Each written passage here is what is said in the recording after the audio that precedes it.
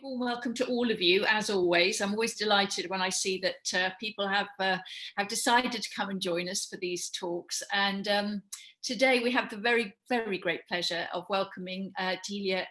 Your surname is Chiaro? Chiaro. Chiaro. With a K. Chiaro.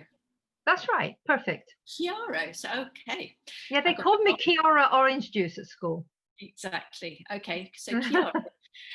Who is coming to us from Italy, which is where she lives. So despite being born and educated in the UK, Delia has spent all her academic life, and she's had, I think, a long academic life entirely in Italy, and she's currently the Professor of English Language and Translation at the University of Bologna. And I think you told me you live just outside Perugia, is that right? I know, I live between Bologna and Rimini. Okay. Near Ravenna. Got that completely wrong. Anyway. No, it's quite near. If you went south, I'm about 80 kilometers from Perugia as well. Oh, okay. So I'm in the middle. So anyway, she lives in Italy and obviously is professor at the University of Bologna. So today she's going to give us a talk. So it's not me asking questions, it's her talking to us, something that she's very comfortable to do because she spends her life, I'm assuming, as a professor, talking to and lecturing people on her chosen subject, on her given subject. And I need to tell you that she's written a book which was published in 2018 called The Language of Jokes in the Digital Age. So she has a big interest in the whole subject of humour and how that translates, I think, in different settings, such as politics and things like that, but also in terms of different languages and you know, and how it translates and things like that. So I hope that gives you an idea of who she is and a little bit about what she's going to talk about. So I'm going to hand over to Delia now, and if you would like to ask questions of Delia, please feel free to do so via the chat function. And what we'll do, Bryony will be monitoring that throughout the call and the talk, and we will then pose them to Delia at the end. I mean, it could be that we have if there are not a huge number of people on, we can just raise hands and ask questions direct, but at the moment just do it via the chat function, and I think that's probably going to be the best way. So Delia, I will now hand over to you. We're all waiting to hear from you. Thank you. Thank you, first of all, to Tricia for having set up this amazing platform of, I believe you said we're about 2,000 women. 5,000. 5,000, gosh, it's absolutely amazing. What amazes me about it most is how supportive we are with one another. Thank you too for giving voice to so many women. I work during the week, so I can never come onto Zoom, but I curl up on my sofa on Sundays and watch the YouTubes, and I'm in absolute awe of the women who've spoken so far. As I'm not an embroiderer or a bookmaker or things like that, I hope not to I don't know, be an illusion to you all. Anyway, and so anyway, thank you very much for letting me have my little say. What I'm going to do this afternoon is talk about humour. I am going to begin by giving you the basics of what humour is, what humour studies are, what scholarship and research in humour is, and then go on to talk about what I've personally researched in humour over the years. Humour research means being serious about something or with something which is intrinsically funny. So it's a bunch of people around the world from different disciplines who study something funny, i.e. humour. Personally, I'm a linguist. I come from sociolinguistics. Sociolinguistics looks at language in society. And I also come from translation studies, which speaks for itself. But above all, I consider myself a humour scholar. And humour scholars, as I said before, come from all disciplines.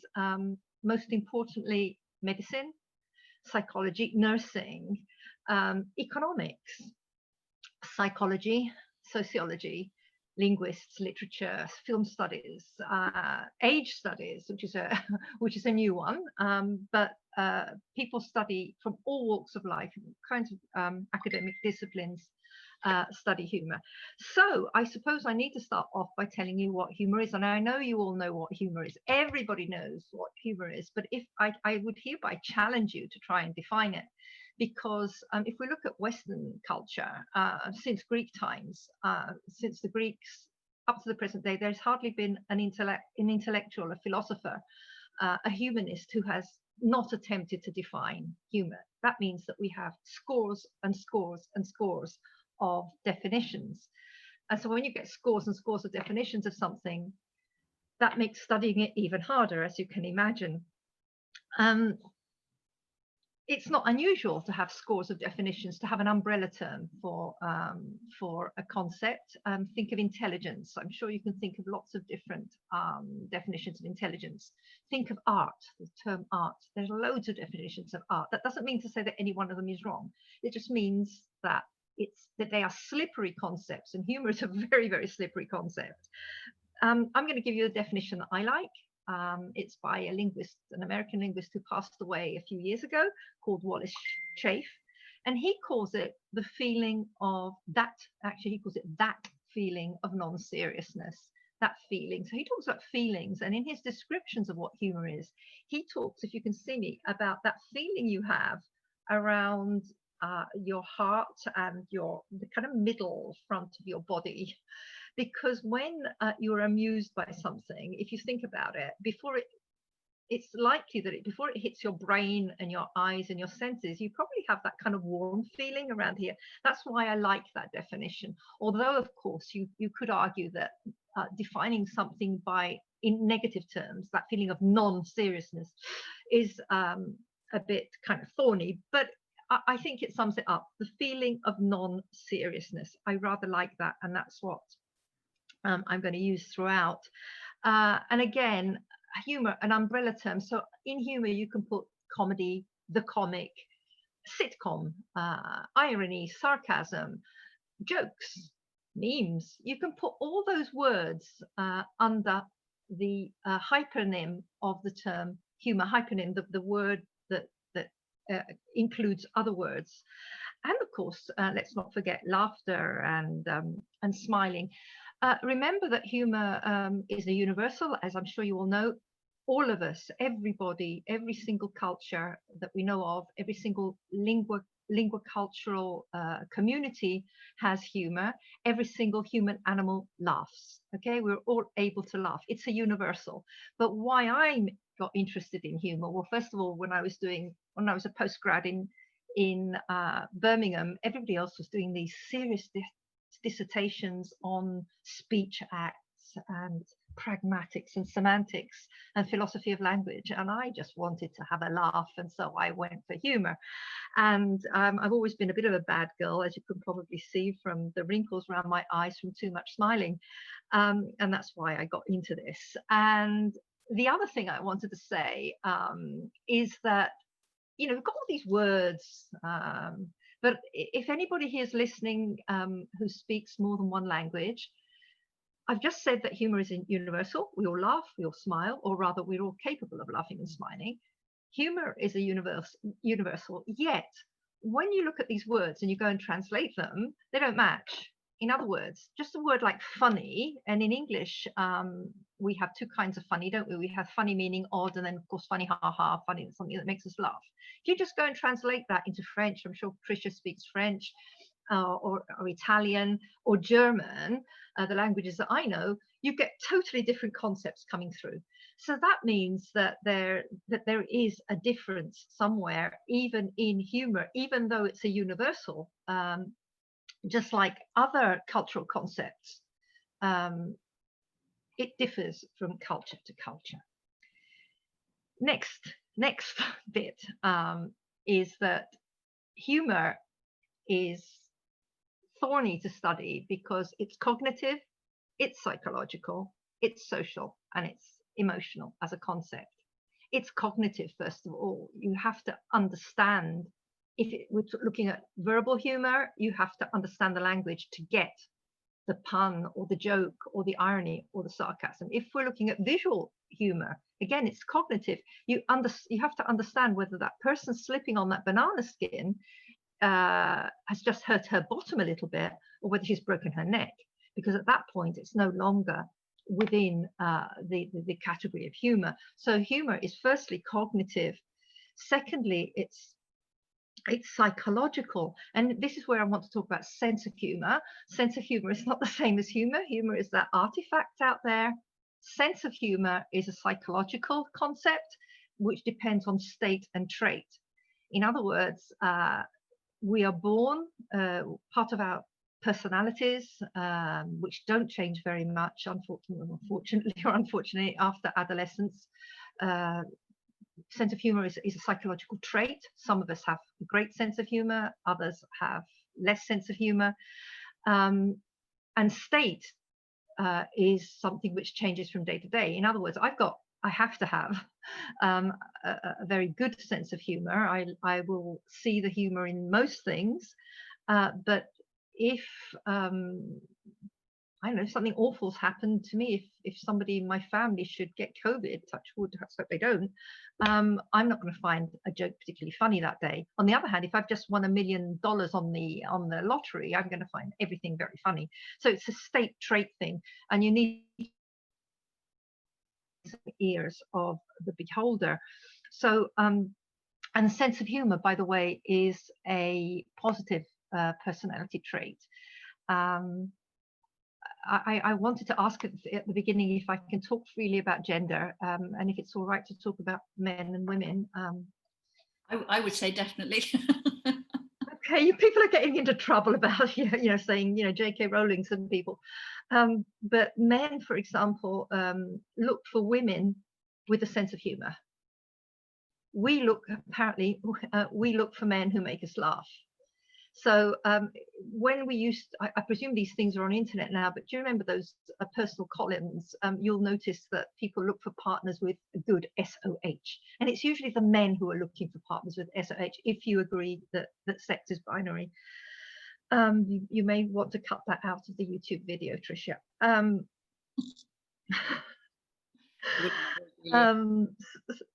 Sorry? I wouldn't worry at the moment, Delia. Okay. Yeah, so it's cognitive, it's psychological, and when I'm talking about psychology, there are some people who are unable to laugh. It's a kind of psychosis known as galatophobia. There are some people who think everybody's laughing about them all the time, and a minority of people, of course, but it is a mental disorder that we don't talk about very often, but it is fairly common. So going back to the sense of humor, it's part of psychology.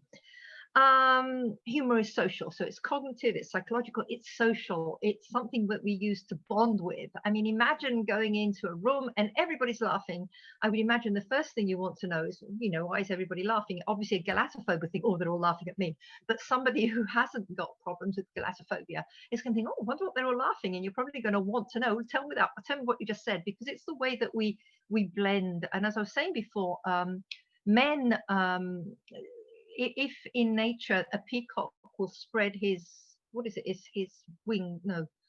tail, that's right, in courtship and mating, men will try and make us laugh, according to some Canadian research in psychology. So it's social. We bond, amongst other things, we bond through laughter, and last and certainly not least, it's emotional. Which again brings me to laughter, which is linked to humor. Before I talk about laughter, it's linked to humor, but it's likely that we use laughter most not to respond to something humorous, but we use laughter when we speak in our particles. Watching Tricia's videos, I notice she uses lots of laughter particles when she speaks. So she doesn't think of, it's something we do subconsciously. Yeah, we put in these little laughter, they're called particles, these kind of little ha-has every now and again, like we would put in an or a millennial would use like, or in it.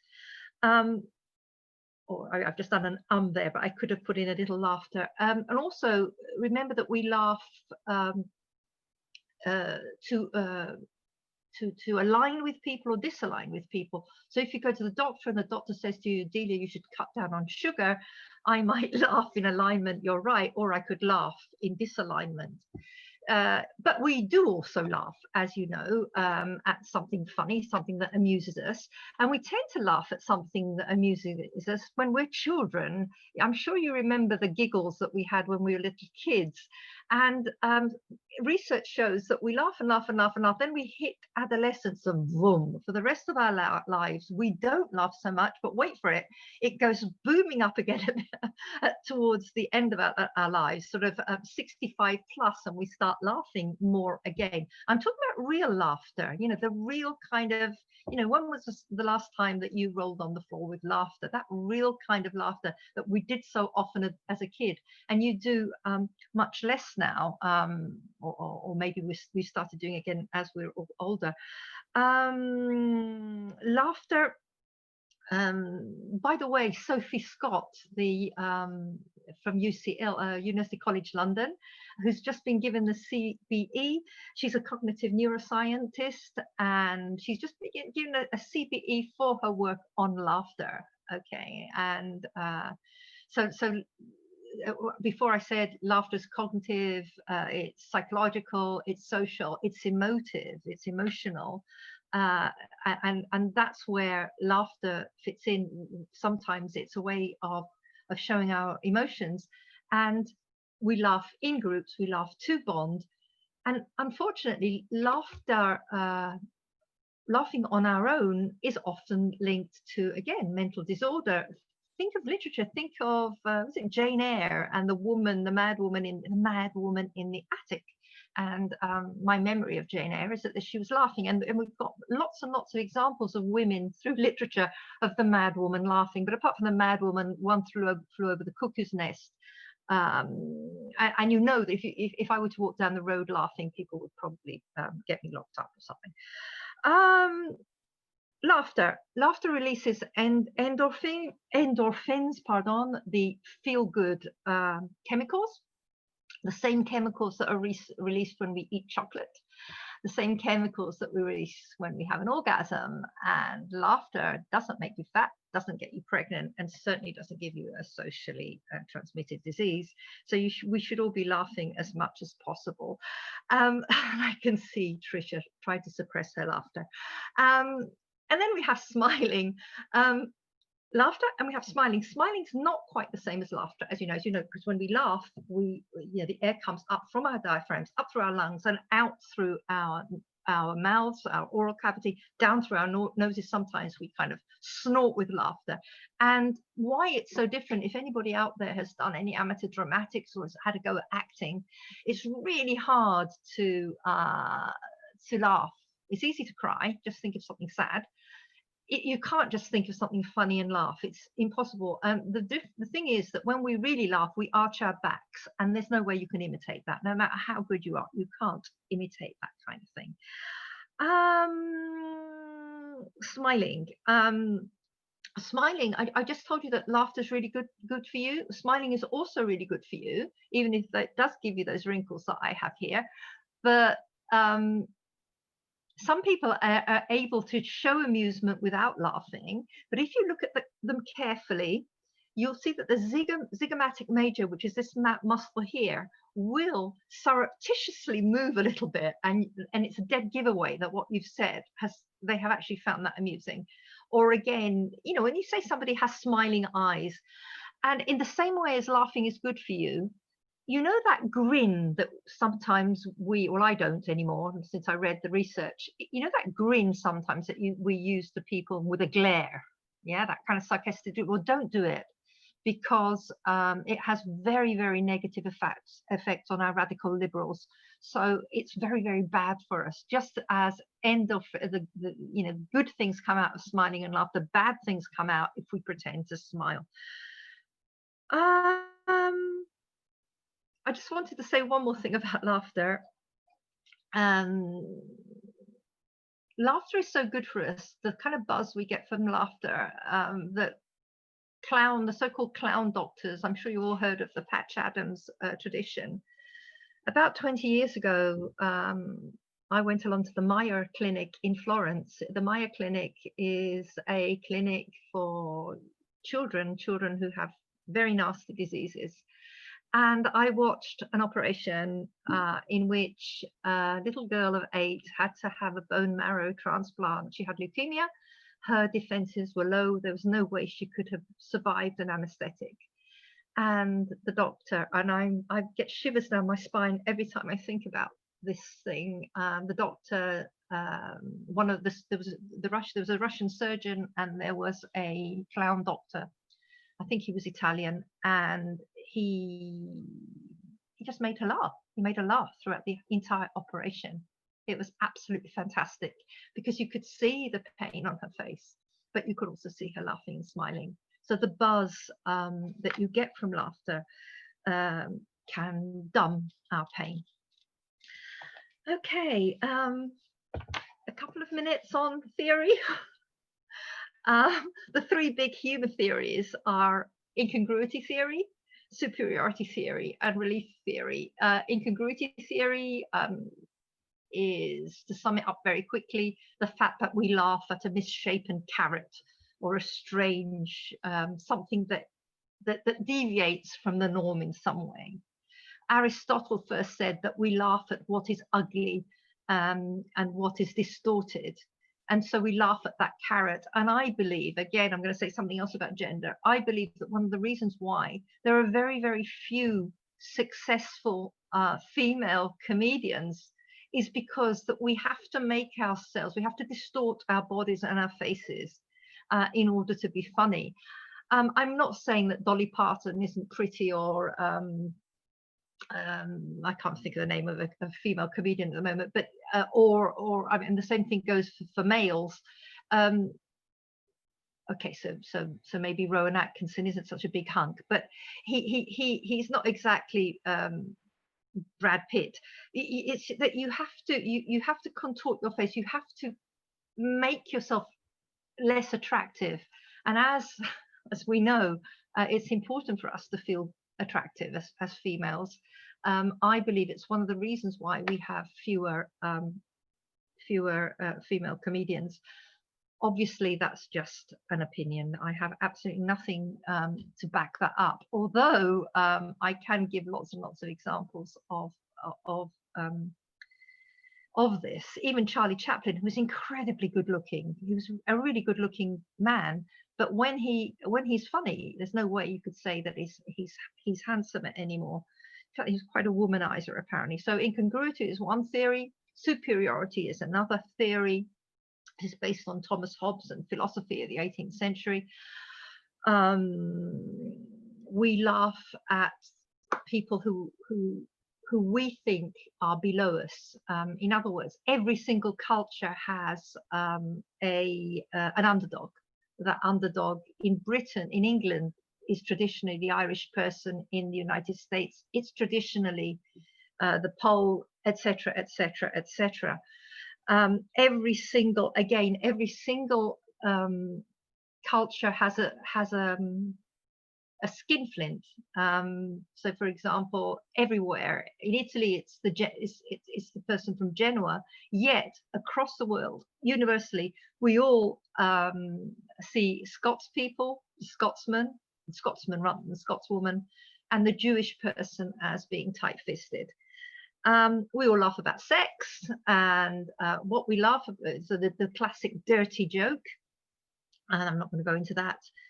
And some people, especially in Germany, Austria, and places like that. In fact, I'm giving a talk at the University of Huddersfield tomorrow on brown humour, jokes about poop. And jokes about poop, interestingly enough, there's a resurgence in them in political humour in the UK. It began around the Brexit problem, and it's pretty pervasive. Another theory is relief theory. So you laugh and afterwards you feel better. And a more recent one is benign violation. And as I'm saying all this, I realize that we're living in a world of political correctness. So, for example, blonde jokes, which were in fashion, I think in the 90s, are, stereotypically looking down at women from Essex, women with blonde hair for some reason. Or if we look at Donald McGill's postcards and the way he treats women of our age in those postcards. If anybody remembers the Seaside, the naughty postcards were all fat and ugly with, or else we were young and beautiful and extremely shapely and so on. Nowadays, you've got to sort of tiptoe very lightly, very carefully around these subjects. In fact, I'm realizing now that I'm speaking that I have to be very, very careful, or maybe I don't, because you're all more or less my age, except for Bryony there. I would still argue that the best humor is often, very often, in the worst possible taste. And last but not least, it seems to be a given around the world that English humor is the best humor. It's as though English humor is a kind of benchmark. It's certainly true that in Britain, and I'm including American English-speaking society. I mean, look at somewhere like Australia. Humor is more pervasive in the sense that we can use it on more platforms. It's perfectly okay for me to give a lecture tomorrow at Huddersfield. Okay, so it's about humor, but if I was talking on sociolinguistics, it's okay to tell a joke. It's not okay in Italy. It's not okay in Germany. It's not okay in Holland. It's not okay everywhere else. It seems that other countries many other nations take themselves incredibly seriously. Luckily, we don't. And another thing I want to say is that I've been giving lectures on Zoom now for, how long have we been in lockdown? Oh, it seems like ages, 9 months. Goodness me, more than that. When you tell a joke on the internet, you can't see the response. And it's so embarrassing because you tell this joke and you don't hear the response. And sometimes people will email me afterwards and I'll say things like, did you hear that? That was a joke.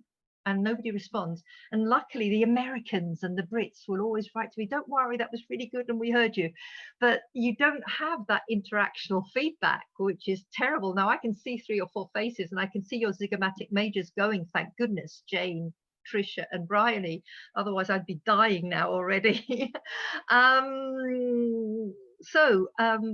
What have I done over the few years? I'll do this very quickly because I think maybe I might be running out of time. Is that right, Bryony? Just keep going and finish off in whatever. Okay, I'll tell you some of the what I've done over the years. I've basically mainly looked at translation, the fact that we all laugh, but we laugh at different things. We all laugh at Mr. Bean, and Rowan Atkinson himself in interviews has said again and again, I'm lucky because I don't talk. You don't have to translate me. I'm ugly. I'm, sort of awkward, and he's absolutely universal. Whether you like him or not is beside the point, because laughter is, and appreciating it is in the eyes and ears of the beholder. But as soon as you start adding words, it gets more difficult. And over the years, what I've done is I've taken British and American humor and Australian humor, and I've translated it, or I've used the translations of, say, films or sitcoms, and I've shown it to people around the world, different language speakers, different lingual cultural communities, and looked at the translational impact. And there is always a translational impact. That might seem very obvious, but there is always a translational impact.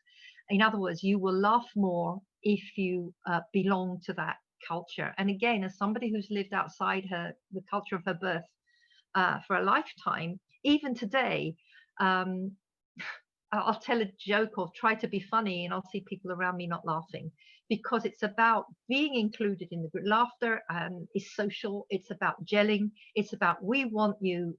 You are one of us. Yes, we will laugh at what you're saying. And this brings me to another other research that I've done on cross-cultural bilingual couples. By that I mean couples who one is say a French speaker, the other one is an English speaker, or whatever. I interviewed about 38 couples about 10 years ago. And I wasn't working on humor. I was working at domains. In other words, I wanted to know what they counted in, what they prayed in, what language, pardon, they counted, what language they prayed in, what language they had sex in, etc., etc., and what language they joked in. And what came out was absolutely incredible about joking. Because some couples, the couples who tended to stay together, funnily enough, were those who joked together and joked in each other's languages. They kind of, they invented jokes between the two languages. Other couples, and this was women again and again. I remember an Israeli woman and a woman from Britain married to an Italian, an American woman married to an Israeli.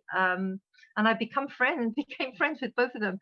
They would tell me that they would tell jokes, and their mothers-in-law would say, "But that's a mistake. That's not funny. You've just made a mistake in Italian or in Hebrew."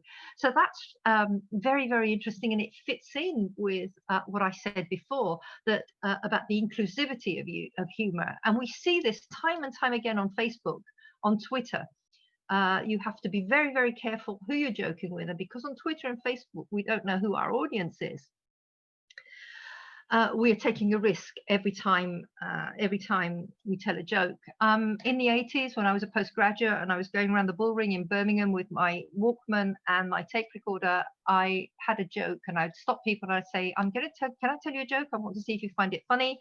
And the joke was the following: what's thick? Why is the, I've spoiled the joke. Why is the Tory party like clotted cream?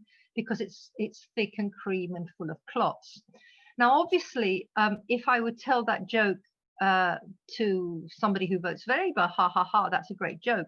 But once or twice it happened to be a Tory supporter, that's not funny. Is that a joke? Can you explain that joke to me? So, and that's what's happening on Twitter, where we have polarization, and part of that polarization is through humor. So you've got to be very, very careful what you joke about. And at present, for my next book, and I'm really happy that I'd be closing my career, I'll be publishing a book with Cambridge University Press, which for academics, publishing with Oxford and Cambridge is, wow, it's the non plus ultra. And I'm writing a book on politicians and how they have started using humor, because they have understood, people like Boris Johnson, people like Donald Trump. I've given two interesting examples, haven't I? They have understood the polarizing effect of humor, and they've started using it in the case of Trump and Johnson in very similar ways. But at the same time, there are comedians all around the world who have stepped into politics. The Five Star Party in Italy, for example. The mayor of Iceland, Gnar. Okay, the mayor of Iceland, Gnar, is another example of this. And the other book that I'm writing at the moment with my friend Deborah Aarons in Sydney is on food and humour. The BBC invited me to give a talk on food and humour, and I said, well, I've never done this before, I've never thought about it. And I had never thought about food and humour, which was silly, because it's right there in my face, that apart from the funny vegetables, from Fanny Craddock to Gordon Ramsay and beyond, humour is a big part of the narrative of on the media, of media discourse of food. And Deborah and I are writing a book on food, humor, and disgust. I think I've gone way beyond my time. I just want to leave you with this thought. Humor and laughter won't make us live any longer, but believe me, it will certainly make us live better. Thank you. Indeed, Delia, that was absolutely brilliant. I loved that. I loved it. I love the fact that you've taken a subject like humour and given us all the whys and wherefores, and made it extremely enjoyable, accessible, and easy to relate to and understand. So thank you very much for that. And thank you for having me. And thank you to everybody who has come in this afternoon. I hope you enjoyed it too. I'm going to put you all on gallery view so I can see you. So I'm going to wave goodbye to all of you. wave goodbye to us. If you wanted to give a little round of applause to Delia to give us some feedback. I always think at the end of these, it's the really sort of, you know, you cut it off and it's gone, but to show your appreciation to Delia for her contribution this afternoon, which was absolutely brilliant. So I'm going to do that. And thank you very much. And I'll see you all again next Tuesday when we've got the lady that wrote this book, Ashton Applewhite. The book's called This Chair Rocks. She's an American, and she did an absolutely brilliant TED talk on the subject of ageism, and I'm very, very much looking forward to talking to her. She's a brilliant woman, and it'll be extremely interesting. So do come along to that. That's next Tuesday afternoon. So bye-bye, everybody, and see you. Bye. Bye-bye. Bye-bye.